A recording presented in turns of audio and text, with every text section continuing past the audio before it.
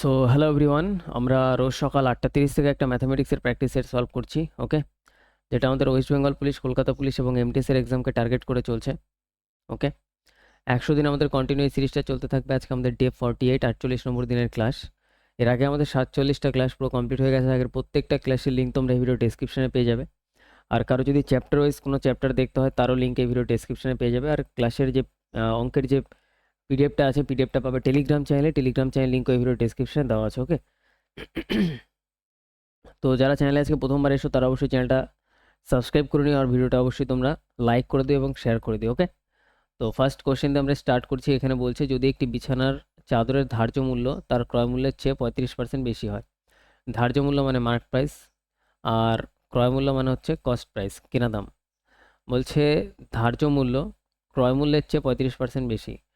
তাহলে ক্রয় মূল্য যদি আমরা 100 টাকা ধরি, তাহলে ধার্য মূল্য তার থেকে মার্ক প্রাইস, ধার্য মূল্য মানে মার্ক প্রাইস, তার থেকে 35% বেশি হয়ে যাবে। তার মানে হয়ে যাবে 135। ক্লিয়ার? এরপর বলছে যে এর ওপর 20%-এর একটি ছাড় ঘোষণা করা হয়। ছাড় সবসময় দেওয়া হয় কিসের ওপরে? মার্ক প্রাইসের ওপরে। তাহলে 135 টাকা জিনিসটার দাম লেখা ছিল, তার উপরে 20%-এর ছাড় দিচ্ছে, তার মানে 80%-এ জিনিসটা বিক্রি হচ্ছে 80/100। ক্লিয়ার? তাহলে লাভের শতাংশ নির্ণয় করো। তাহলে এখানে সেলিং প্রাইসটা কত আমরা এখানে বার করি। সেলিং প্রাইস আমরা এখানে পাচ্ছি, জিরোর সাথে জিরো ক্যান্সেল, আর 2 দিয়ে কাটলে এটা হয়ে যাবে 4, 2 দিয়ে কাটলে এটা হয়ে যাবে 5, 5 দিয়ে যদি আমরা এটা কাটি 3 5 15, 5 সাথে 35, তাহলে এটা গুণ করলে আমরা এখানে পাবো 4 সাথে 28-এর 8, আর 3 4-এ 12,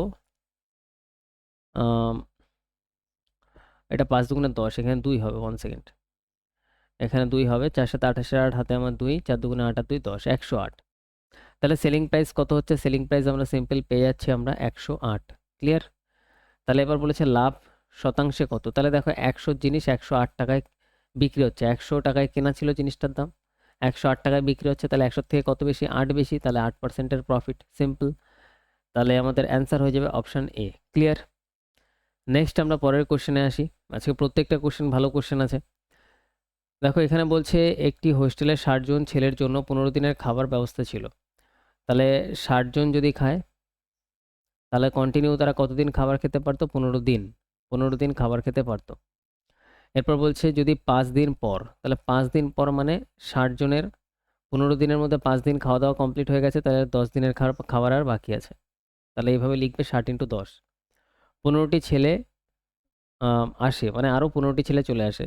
তাহলে আগে ছিল 60 জন, আর এখন যদি আরও 15টা আসে, তাহলে হয়ে গেল কত? 60 আর 15 75, 75 জন হয়ে গেল।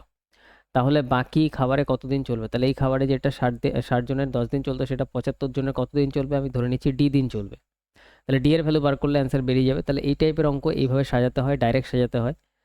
ওকে, ক্যালকুলেশন করো। এখানে কত দিয়ে কাটবো? এখানে 15 দিয়ে কাটো, 5 15 75, 4 15 60। তো 5 দিয়ে কাটলে 5 দুগুণে 10, 4 দুগুণে 8, তাহলে 8 দিন চলবে। Option C is correct. Next আমরা পরবর্তী কোশ্চেনে আসি।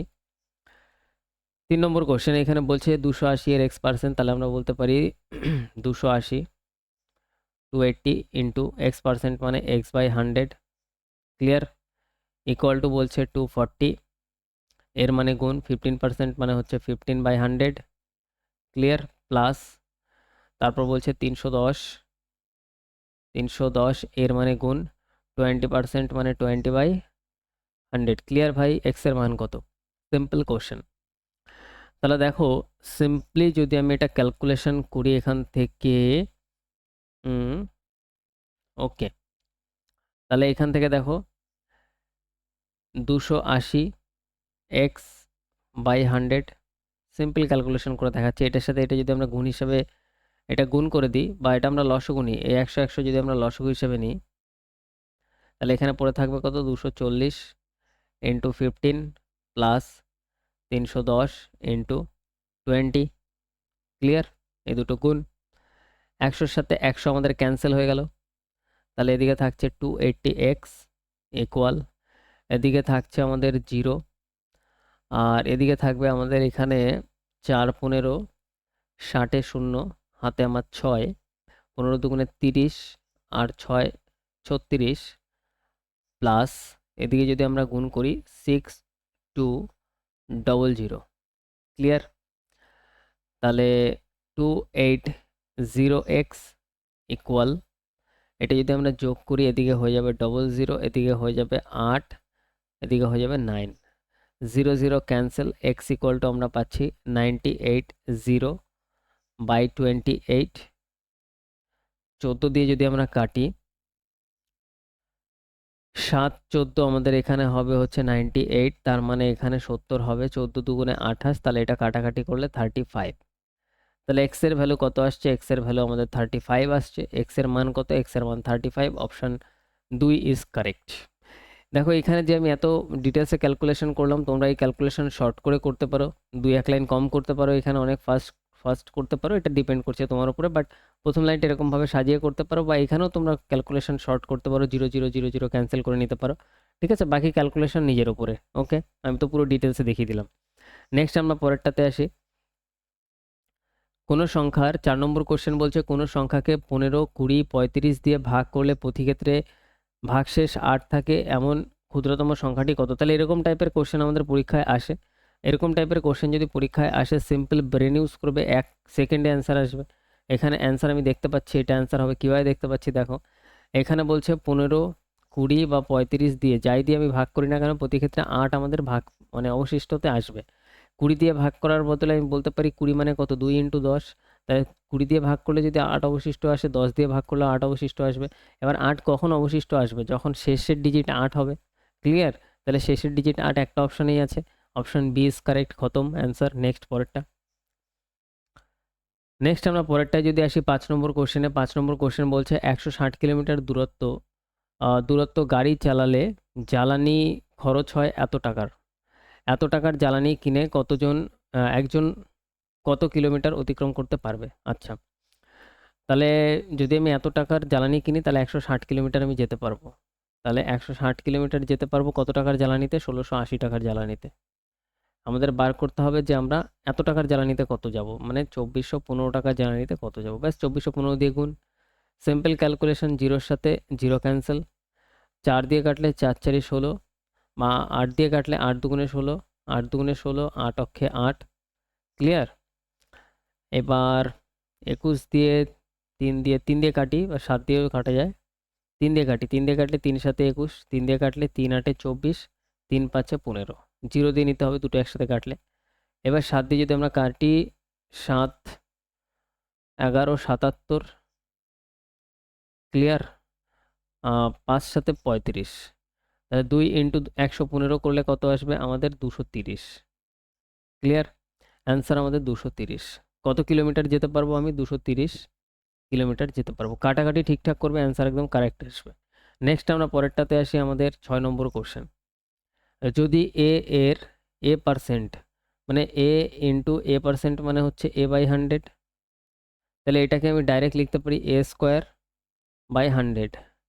a মানে a² কত 100, প্লাস b মানে b²/100। ক্লিয়ার?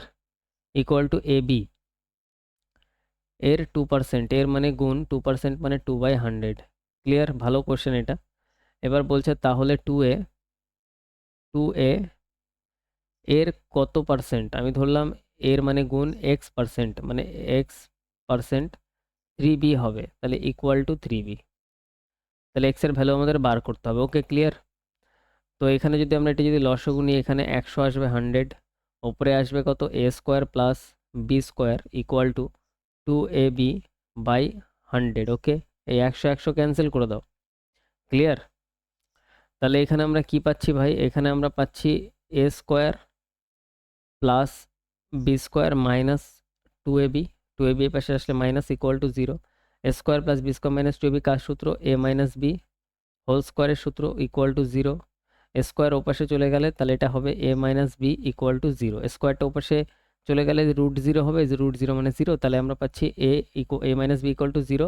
তাহলে ফাইনালি আমরা এখানে পাচ্ছি a ইকুয়াল টু বি। ঠিক আছে, মাইনাস বি ওপাশে গেলে প্লাস বি। সুন্দর অঙ্ক এটা। তাহলে আমরা বলতে পারি এ আর বি এখানে সমান। তাহলে এখানে এ আর বি যেহেতু সমান, তাহলে এ আর বি এর ভ্যালু আমরা এখানে ধরে নিচ্ছি যে 1। ঠিক আছে, 1 ধরে নাও, বা এখানে 1ও ধরতে হবে না, আরও ফাস্ট হবে। দেখো এখানে 2a ইন্টু x% মানে x/100 ইকুয়াল টু 3b। এই b এর বদলে এখানে a লিখে দাও, কারণ a আর b সেম জিনিস। এই পাশ থেকে ক্যান্সেল করে দাও, উড়িয়ে দাও। তাহলে এবার যদি আমরা করি 2 দিয়ে যদি 100 এ কাটি 50, তাহলে x ইকুয়াল টু 50 ইন্টু 3 150, খতম 150%। আচ্ছা হ্যাঁ, নেক্সট আমরা পরেরটাতে আসি। 7 নম্বর কোশ্চেন আমাদের এখানে বলছে একটি স্বাভাবিক সংখ্যাকে যখন 4, 5, 6 অথবা 7 দ্বারা ভাগ করা হয়, 4, 5, 6 অথবা 7 দ্বারা ভাগ করা হয়, তখন প্রতি ক্ষেত্রে 3 অবশিষ্ট থাকে। প্রত্যেক ক্ষেত্রে 3 আমাদের শেষে থেকে যাবে। এই জাতীয় সংখ্যার মধ্যে কোনটি ক্ষুদ্রতম সংখ্যা? এখানে মাথায় রাখবে ক্ষুদ্রতম, সব থেকে ছোটটা বার করতে বলছে। ওকে ভাই, তাহলে সব থেকে ছোট আমি এটা দেখতে পাচ্ছি, তাহলে এটাকে আগে চেক করি। 63, 7 দিয়ে কাটলে 7 নং 63 পুরো কেটে যাচ্ছে, 0 অবশিষ্ট থাকছে, তাহলে এটা তো অ্যান্সার হবে না। এবার এটা দেখতে পাচ্ছি, এটা চেক করি। 2, 1, 3, 7 দিয়ে কাটলে আমরা এখানে পাচ্ছি, 7 দিয়ে কাটলে 3 সাথে 21, 3 অবশিষ্ট থাকছে। ওকে, 7 দিয়ে থাকছে। 6 দিয়ে যদি কাটি 3, 6, 18, 6 দিয়ে যদি আমরা কাটি 3, 6, 18, 19, 20, 21, 33, 5, 6, 30, 3 অবশিষ্ট থাকছে। এই ক্ষেত্রেও থাকছে। 5 দিয়ে কাটলেও থাকবে। 4 দিয়ে যদি আমরা কাটি 2, 1, 3 কে 4 দিয়ে কাটি, 4, 5, 20, আর আমাদের এখানে কত থাকছে? 4, 5, 20, 13, 4 দুগুণে 8, আর 3, 4, 12, 1 অবশিষ্ট থাকছে। তো 4 দিয়ে কাটলে 1 অবশিষ্ট হয়ে যাচ্ছে, 4 দিয়ে কেটেও আমাদের 3 অবশিষ্ট করতে হবে, তাহলে এটা তো হচ্ছে না। এবার নেক্সট থাকছে এই সংখ্যাটা। চলো 7 দিয়ে কাটি 6, 7, 42, 3 অবশিষ্ট থাকছে, তাহলে 7 দিয়ে হচ্ছে। 6 দিয়ে যদি কাটি 6, 7, 42, 3 অবশিষ্ট থাকছে, এটা দিয়ে হচ্ছে। 5 দিয়ে যদি কাটি তাহলে 5, 8, 40, 4, 5, 20, 5 দিয়ে কাটলেও 3 অবশিষ্ট থাকছে, হচ্ছে। 4 দিয়ে যদি আমরা কাটি 4, 10, 40, 4, 5, 20, 4 দিয়ে কাটলেও 3 অবশিষ্ট থাকছে, এটাই আমাদের অ্যান্সার। ঠিক আছে, এটা চেক করার দরকারই নেই, এটাতেই সব ক্ষেত্রে 3 অবশিষ্ট থাকছে, তাহলে ক্ষুদ্রতম বলেছে, ছোটটা বার করতে হবে, তো ছোটটা, এটাই আমাদের অ্যান্সার। ওকে ভাই, নেক্সট আমরা পরেরটাতে আসি। প্রত্যেক ক্ষেত্রে এই 4টে জিনিস দিয়ে, মানে 4টে সংখ্যা দিয়ে ভাগ করে দেখবে এটাকে, দেখবে প্রত্যেক ক্ষেত্রেই 3 অবশিষ্ট থেকে যাচ্ছে। নেক্সট আমরা পরেরটাতে আসি। এটা ভালো কোশ্চেন, আচ্ছাওয়ালা কোশ্চেন আছে। তাহলে এখানে আমাদের বলছে √4 তার উপরে পাওয়ার 4 ইন্টু 16 এর square equal to 4n into √4। বহুত আচ্ছা। তাহলে এখানে যেহেতু 4 আছে, তাহলে সব জায়গাতে 4 বানাও, তাহলে এটাকে আমাদের 4 বানাও। আর এখানে রুট মানে আমরা জানি, রুট মানে কত? রুট মানে 1/2। সহি है, নো দিক্কত। তাহলে এখানে লিখতে পারি 4, রুটের বদলে এখানে পাওয়ার লিখতে পারি আমরা 1/2 ইন্টু এই যে 4টা আছে উপরে, রুট মানে হচ্ছে 1/2 লিখলাম, আর উপরে যে পাওয়ারে 4টা আছে সেই 4টা ইন্টু হয়ে এইভাবে বসে যাবে। ক্লিয়ার? আর এগুলো সব পাওয়ারে আছে, 4-এর ওপরে পাওয়ারে আছে। ক্লিয়ার? ইন্টু এখানে দেখো 16-এর স্কোয়ার আছে, 16কে আমরা লিখতে পারি 4-এর স্কোয়ার, তার উপরে আরেকটা স্কোয়ার ছিল, তাহলে ইন্টু 2 হয়ে যাবে। তাহলে এটা হয়ে যাবে 4-এর ওপর পাওয়ার 4, 2 দুগুণে 4। सही है, नो दिक्कत। 4-এর ওপর n ইন্টু 4-এর ওপর রুট মানে পাওয়ার 1/2। আচ্ছা বলা है কোশ্চেন। তাহলে এখান থেকে এটা যদি আমরা কাটি, এখানে 2 পেয়ে যাব। তাহলে 4-এর ওপরে 2 ইন্টু 4-এর ওপরে 4, 4-এর ওপরে n ইন্টু 4-এর ওপরে 1/2। सही है। তাহলে এখানে দেখো একটাই 4 লিখবো, বেস যদি সেম থাকে একটাই লিখতে হয়, আর উপরের গুণ থাকলে উপরের পাওয়ারটা যোগ হয়ে যায়, তাহলে 4 আর 2 এখানে হয়ে যাবে হচ্ছে 6। ঠিক আছে, কীভাবে করলাম বোঝা গেল? এই 2 + 4 যোগ হিসাবে হয়ে যাবে, তাহলে এটা হয়ে যাবে কত? 6 ইকুয়াল টু, এখানেও দুটো বেস সেম 4, 4 আছে, তাহলে একটা 4 হবে, উপরেরটা যোগ হয়ে যাবে n + 1/2। এবার সিম্পল উপরের যে পাওয়ারগুলো আছে, পাওয়ারগুলো এবার ইকুয়ালে চলে আসবে, নিচের 4, 4 বাদ দিয়ে দাও, তাহলে এখান থেকে আমরা পাবো হচ্ছে এদিকে 6, আর এদিকে পাবো হচ্ছে n + 1/2, n + 1/2। সহি হে, নো দিক্কত। এবার এটা যদি এই পাশে চলে আসে তাহলে মাইনাস হবে, তাহলে হবে 6 - 1/2, এদিকে হবে n। তাহলে এটি যদি আমরা ক্যালকুলেশন করি কত পাবো? দেখো 6 - 1/2, এখানে আমরা পাবো 2, 6 দুগুণে 12 -1, এটা আমাদের হয়ে যাবে হচ্ছে 12 মাইনাস 1 সেকেন্ড, এটা আমাদের হবে হচ্ছে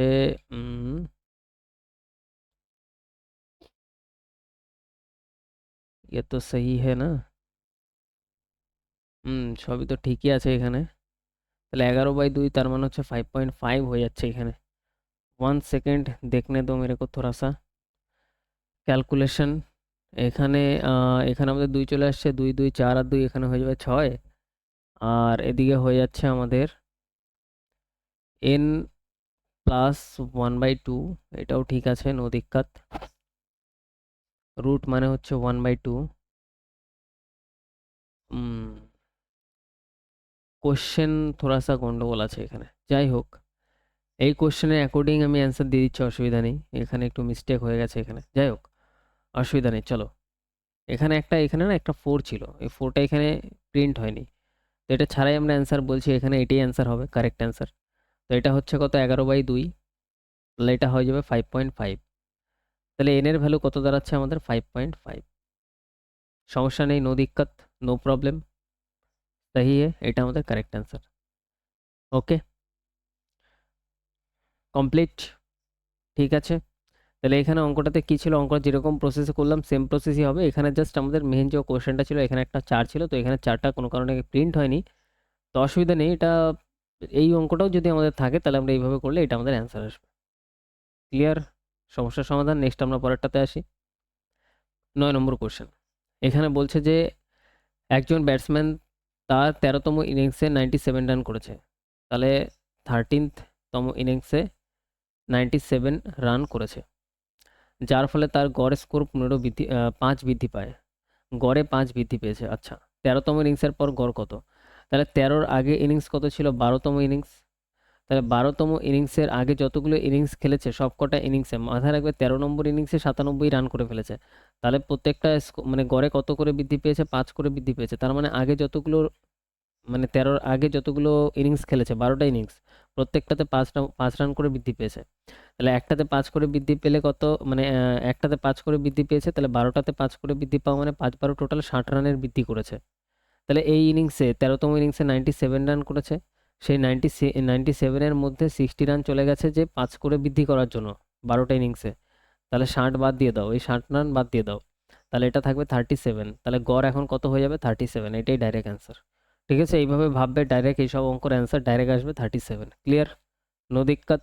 নেক্সট আমরা পরেরটাতে আসি। ভালো কোশ্চেন এগুলো, ঠিক আছে, ভিভিআই দিয়ে দাও। আর তুমি কিভাবে করছিলে সেটাও আমাকে অবশ্যই জানাবে কমেন্টে। এখানে দেখো বলছে 10 নম্বর কোশ্চেন, পি এবং কিউ একসাথে একটি ব্যবসা শুরু করলো। ওকে, পি আর কিউ, বহুত খাস। এবার আমাদের বলছে এবং 3:5 অনুপাতে লাভ করেছে, তাদের প্রফিট হচ্ছে 3:5 অনুপাতে প্রফিট, এটা হচ্ছে প্রফিট। ওকে, যদি কিউ 12 মাসের জন্য, কিউ আমাদের এখানে বলছে 12 মাসের জন্য 80,000 টাকা বিনিয়োগ করেছে, 12 মাসের জন্য 80,000, নাইস। তাহলে পি 72,000 টাকা, 72,000 রুপিস কত মাসের জন্য বিনিয়োগ করেছে, আমি ধরলাম যে কত মাসের জন্য, ধরা যায় এক্স মাসের জন্য ধরে নিলাম বিনিয়োগ করেছে। তাহলে সিম্পল, এবার ক্যালকুলেশন করো নর্মাল। তাহলে পি এর ভ্যালু এখানে দেখো একটু কাটাকাটি করো, 0 0 0-এর সাথে এই 0 0 0 ক্যান্সেল, 8 দিয়ে কাটলে 8 10 80, 8 দিয়ে কাটলে 8 9 72, ব্যাস। তাহলে এখানে পি এর ভ্যালু কত হচ্ছে, 9x, বাই কিউ এর ভ্যালু কত হচ্ছে 120, ইকুয়াল টু লিখে দাও প্রফিট, প্রফিট কত, পি এর প্রফিট 3, তাহলে পি এর সামনে হচ্ছে পি এর প্রফিট 3, কিউ এর প্রফিট কত 5, তাহলে কিউ এর সামনে কিউ এর প্রফিট কত 5, এটা পি এর ভ্যালু, এটা কিউ এর ভ্যালু। কোনাকুনি গুণ করো, 5 নং এটা আসবে কত, 45। নেক্সট লাইন আমরা এখানে করছি, এটা হবে 45x, বা একটু কাটাকাটি করে নিই, 5 দিয়ে যদি আমরা এটা কাটি, সবার আগে আমি 3 দিয়ে কাটি, 3 দিয়ে কাটলে 3 3 9, 3 দিয়ে কাটলে 3 4 12, আর এদিকে 0, 5 দিয়ে কাটলে 5 8 40, তাহলে এক্স এর ভ্যালু ডাইরেক্ট চলে আসলো 8। ক্লিয়ার, তাহলে এক্স এর ভ্যালু 8, তার মানে 8 মাসের জন্য পি টাকাটা বিনিয়োগ করেছিল, ব্যাস খতম। নেক্সট আমরা পরেরটাতে আসবো। 11 নম্বর কোশ্চেন বলছে একজন দোকানদার দামের ওপর 540% মুনাফা অর্জন করে, ভেরি গুড। তাহলে 100 টাকার জিনিস 540 টাকা লাভ, 540% মুনাফা মানে 540ই মুনাফা নেয়, ঠিক আছে। তাহলে প্রফিট কত নেয়, প্রফিট নেয় হচ্ছে 540-এর 100, যদি কেনা দাম হয় পার্সেন্টের জন্য 100 ধরে নাও কেনা দাম, 540ই পুরোটাই প্রফিট নেয়, তাহলে বিক্রি করে কত, এদিকে 100 আর এদিকে 540, মানে 640-এ বিক্রি করে। সহি নো দিক্কত। যদি দাম 60% বৃদ্ধি পায়, তাহলে দাম এখন বৃদ্ধি পেয়েছে 60%, তার মানে 100 থেকে 160 হয়ে গেছে দাম। ক্লিয়ার? বিক্রয় মূল্য একই থাকে, বিক্রি সেম দামেই করছে, 640 টাকাতেই করছে, তাহলে নতুন লাভের সাথে বিক্রয় মূল্যের অনুপাত কত? তাহলে প্রফিট এখানে কত হচ্ছে দেখো, 640 টাকার মধ্যে 160 টাকা কেনা, সেটা বাদ দিয়ে দাও। তাহলে এদিকে থাকছে 0, 6, এদিকে কত থাকছে ভাই, 6 এদিকে 8, এদিকে 4, 480। তাহলে এখানে 160 টাকার জিনিস যদি আমি 640 টাকায় বিক্রি করি, তাহলে প্রফিট কত হবে আমার এই ক্ষেত্রে? 480। আমাদের এখানে বলেছে লাভের সাথে, মানে প্রফিটের সাথে আমার বিক্রয় মূল্য, বিক্রয় মূল্য কত? সেলিং প্রাইস 640, তাহলে প্রফিট আমার এই ক্ষেত্রে কত হচ্ছে? 480। আর সেলিং প্রাইস আমাদের কত হচ্ছে? 640। এই দুটোর অনুপাত বার করো, তাহলে 0 0 ক্যান্সেল। 6 8, 8 দিয়ে কাটলে 8 8 64, 8 দিয়ে কাটলে 6 8 48, 2 দিয়ে কাটলে 3, 2 দিয়ে কাটলে 4, 3:4। সাহি অ্যান্সার হয়ে যাবে 3:4। ওকে, এটাও ভালো কোশ্চেন, প্রত্যেকটাই ভালো কোশ্চেন। নেক্সট আমরা পরেরটাতে আসি। 12 নম্বর কোশ্চেন। একটি ব্যাগে যথাক্রমে 5, 6 এবং 8 অনুপাতে 1 টাকা, 1 টাকা, 50 পয়সা, 50 পয়সা আর 25 পয়সার মুদ্রা রয়েছে। 0.25, 25 পয়সার মুদ্রা রয়েছে। কয়েনের সংখ্যা কত? কয়েনের রেশিও কত? রেশিও হচ্ছে 5:6:8, 5:6:8। ব্যাগে মোট টাকার পরিমাণ 210 টাকা। তাহলে ব্যাগে টোটাল কত টাকা আছে? 210 টাকা টোটালে আছে। বলছে 1 টাকার মুদ্রার সংখ্যা নির্ণয় করো। ওকে, তাহলে এখান দিয়ে সবার আগে আমাদের ভ্যালু বার করতে হবে। ভ্যালু, ভ্যালু মানে মূল্য। 1 টাকার কয়েন 5টা থাকলে এখানে 5 টাকা আছে, এইভাবে মূল্য বেরায়। 50 পয়সার কয়েন 6টা আছে, মানে 50 পয়সার 2টো কয়েন মানে 1 টাকা, 6টা কয়েন মানে হচ্ছে 3 টাকা, এখানে 3 টাকা আছে। 25 পয়সার 8টা কয়েন আছে, মানে 4টে 25 পয়সা মানে 1 টাকা, 8টা 25 পয়সা মানে 2 টাকা আছে এখানে। তাহলে টোটালে এখানে রেশিওতে টোটালে টাকা কত হচ্ছে? 5, এদিকে 3 8 আর 2 10, তাহলে এখানে টাকা কত হচ্ছে? 10 টাকা রেশিওতে। তাহলে এখানে টোটাল টাকাকে এই 10 দিয়ে ভাগ, এই 10 দিয়ে ভাগ, রেশিওর টোটাল যেটা বার করতে হবে সেটা দিয়ে গুণ। 1 টাকার মুদ্রার সংখ্যা, 1 টাকার কয়েন সংখ্যা 5টা আছে, 1 টাকার কয়েন সংখ্যা 5টা আছে, 5-এর ভ্যালু বার করার জন্য 5 দিয়ে গুণ, 0 0 ক্যান্সেল। তো এখানে 105 হয়ে যাবে, 21 ইন্টু 5 মানে 105। তাহলে অ্যান্সার কত? 105টা আছে কয়েন। ক্লিয়ার? আচ্ছা অঙ্ক। নেক্সট আমরা পরেরটাতে আসি। 13 নম্বর কোশ্চেন আমাদের এখানে বলছে এ এবং বি একসাথে একটি কাজ 5 দিনে করতে 5 দিন সময় নেয়। এটা ভালো কোশ্চেন, ঠিক আছে, দেখে ইজি লাগতে পারে বাট ভালো কোশ্চেন। তাহলে এ আর বি যদি একসাথে করে, এ প্লাস বি 5 দিন টাইম লাগে। বি আর সি 7 দিনে করতে পারে। বি প্লাস সি 7 দিনে করে। এ আর সি 4 দিন সময় নেয়, সময় নেয় হবে। এ প্লাস সি 4 দিন সময় নেয়। এদের মধ্যে কে একা কাজটি করতে সবচেয়ে কম সময় নেবে? এটাই হচ্ছে মেন ফান্ডা। সবচেয়ে কম সময় কে নেবে এবার বার করতে, মানে প্রত্যেকের ক্ষমতা এখানে বার করতে হবে। যার ক্ষমতা বেশি, সব থেকে বেশি বেরাবে, তার হচ্ছে টাইম সব থেকে কম লাগবে। ক্লিয়ার? তাহলে এবার সিম্পল এখানে আমরা লসাগু নেব। এটা হবে হচ্ছে 5 সাথে 35, 35, 35 আর এদিকে হয়ে যাবে হচ্ছে আর 4, 140, 140। ক্লিয়ার? এটা হয়ে যাবে লসাগু 140, নো দিক্কত। 5 দিয়ে যদি আমরা কাটি তাহলে এটা হয়ে যাবে, 5 দিয়ে কাটলে এটা হয়ে যাবে 28, এফিসিয়েন্সি। 7 দিয়ে যদি আমরা কাটি, 7 দিয়ে এটা হয়ে যাবে 20। 4 দিয়ে যদি আমরা কাটি তাহলে এটা কত হবে? 4 দিয়ে কাটলে এটা হবে 7 এ 5 35, 35। সহি হে ভাই। এবার এখানে আমরা নেক্সট লাইনে কি করব?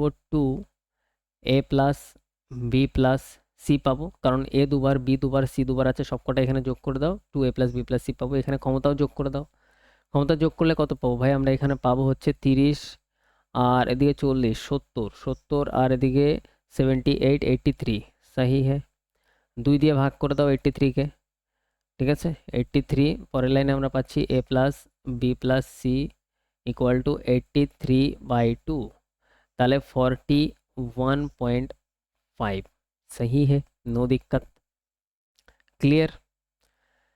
এবার আমাদের এখানে এর ক্ষমতা বার করতে হবে, বি এর ক্ষমতা বার করতে হবে, সি এর ক্ষমতা বার করতে হবে।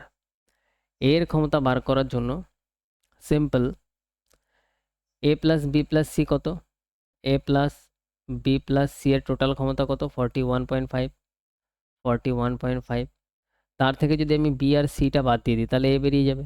বি আর সি কোথায় আছে? এখানে আছে। বি আর সি এর ভ্যালু কত? 20। তাহলে 20 বাদ দিয়ে দাও। 20 বাদ দিলে আমরা এখানে কত পাবো? এখানে আমরা পাবো হচ্ছে 20 যদি আমরা বাদ দিই এখানে আমরা পাবো হচ্ছে 21.5। 21.5 সহি বাত, নো দিক্কত। এবার যদি আমরা বি এরটা বার করি, বি এরটা বার করার জন্য এ আর সি এর ভ্যালুটা বাদ দিতে হবে। এ আর সি কোথায় আছে? এখানে এ আর সি। এ আর সি কত? 35। তাহলে 35 যদি বাদ দিই তাহলে এটা হবে 6.5। তাহলে বি এর ভ্যালু হচ্ছে 6.5। ক্লিয়ার? বি এর এটা ক্ষমতা বেরাচ্ছে, এগুলো সব ক্ষমতা বেরাচ্ছে, এফিসিয়েন্সি, ক্ষমতা। কত সুন্দর লজিক্যাল অঙ্ক।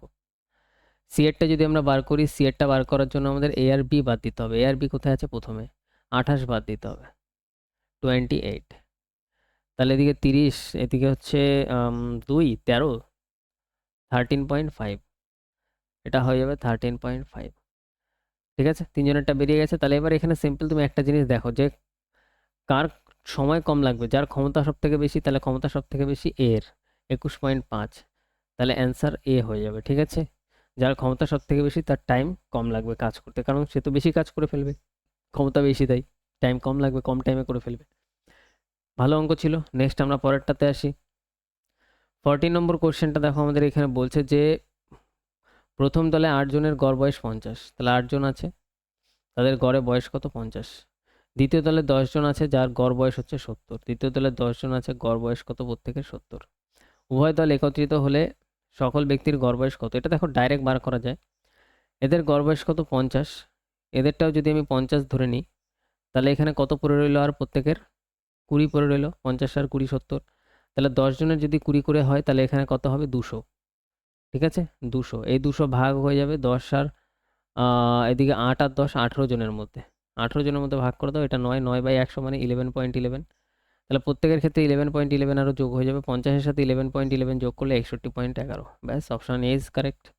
তো অ্যাভারেজের অঙ্ক পুরো চ্যাপ্টার ওয়াইজ করানো আছে, তো কনসেপ্ট ক্লিয়ার থাকলে এর থেকেও ফার্স্টে তুমি করতে পারবে। আমি তো ক্যালকুলেশন করে দেখালাম, বাকি তুমি অন্য নিয়মে করতে পারো, সব কটা টোটাল করে 18 দিয়ে ভাগ করেও করতে পারো, তোমার মতন করতে পারো। ঠিক আছে, 15 নম্বর কোশ্চেনটা আমাদের এখানে বলছে দুটি শহর এ এবং ডি, বি এবং ডি, এই হচ্ছে বি আর এই হচ্ছে ডি, বাংলাদেশ। এবার এখানে বলছে যে 320 কিলোমিটার দূরে রয়েছে। তাহলে এদের মধ্যে দূরত্ব কত? 320 kilometre. 320 kilometre.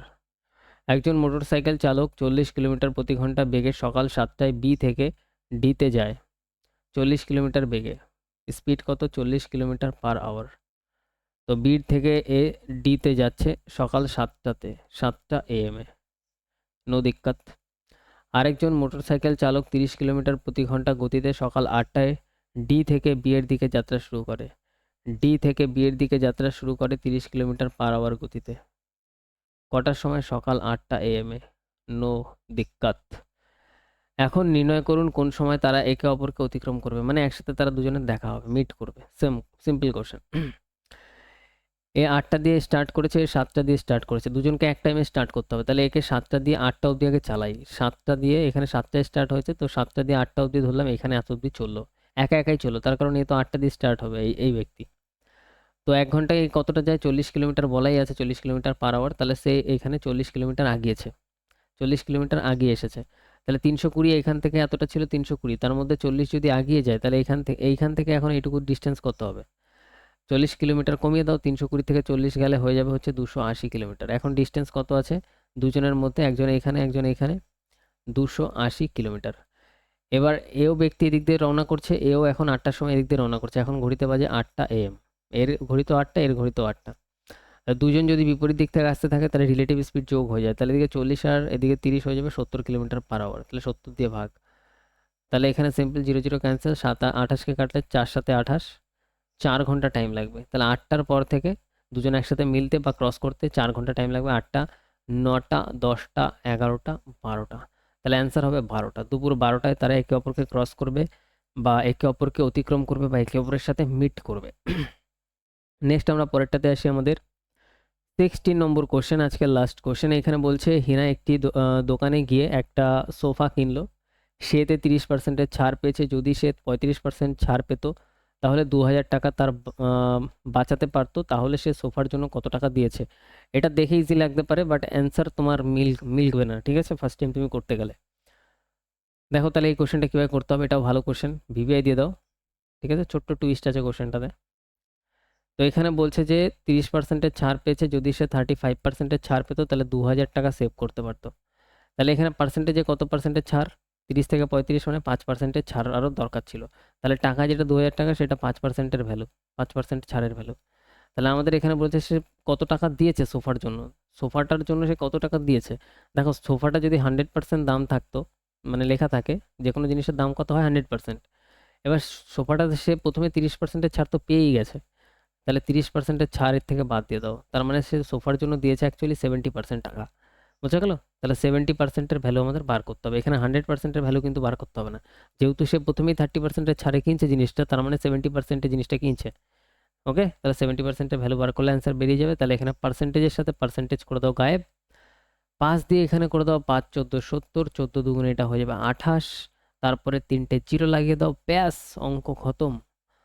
Option 1 is correct, 28,000 টাকা।